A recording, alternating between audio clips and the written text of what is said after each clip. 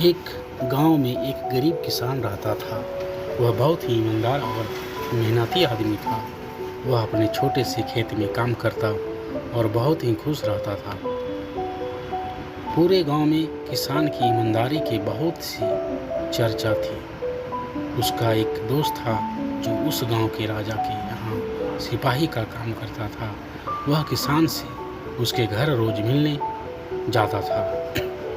एक बार राजा ने अपने दरबार में एक ऐलान किया कि उसके बगीचे में काम करने वाला एक अच्छा सा कारीगर चाहिए जो उसके बगीचे के पेड़ पौधे और फूलों का ध्यान रख सके।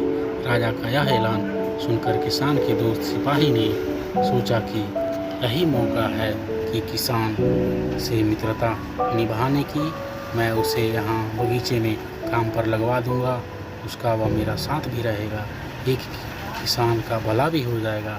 यह सोचकर उसने राजा से कहा कि महाराजा, मैं आपके लिए एक ऐसे आदमी को लेकर आऊँगा जो यह काम अच्छे से कर लेगा। तभी राजा ने उस सिपाही को आदेश दिया कि जाओ, कल से ही बगीचे में काम करने के लिए कह दो।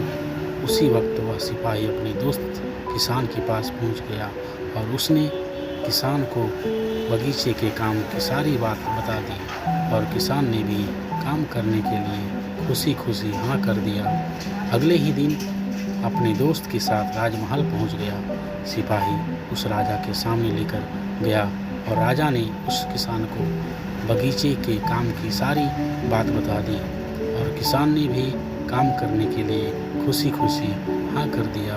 अगले ही दिन अपने दोस्त के साथ राजमहल पहुंच गया। सिपाही उस राजा के सामने लेकर गया और राजा ने उस किसान को बगीचे की पूरी देखभाल का काम सौंप दिया। राजा ने कहा, तुम पूरी ईमानदारी के साथ काम करोगे तो तुम्हें 50 सोने की मुद्राएं हर महीना दूंगा। किसान खुशी खुशी बगीचे में काम करने के लिए हाँ कर देता है और वही उसी वक्त बगीचे में काम करने लग जाता है। किसान बगीचे में बहुत दिन लगाकर काम करता है। कुछ दिन बीत गए। किसान ने बगीचे को बहुत सुंदर व हरा भरा बना दिया।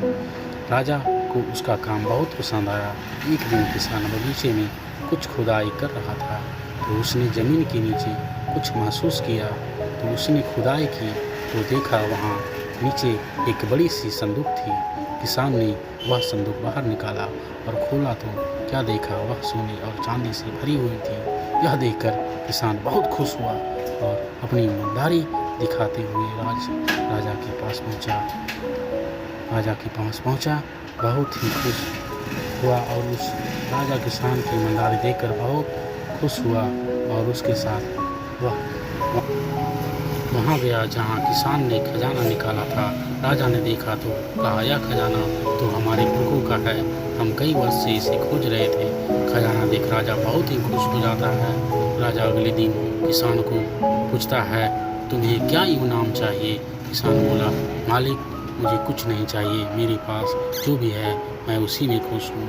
राजा उसकी इतनी अच्छी बात सुनकर और खुश हो गया। उसने किसान को अपना मंत्री बनाने का फैसला किया। किसान ने राजा की बात मान ली और मंत्री बन गया।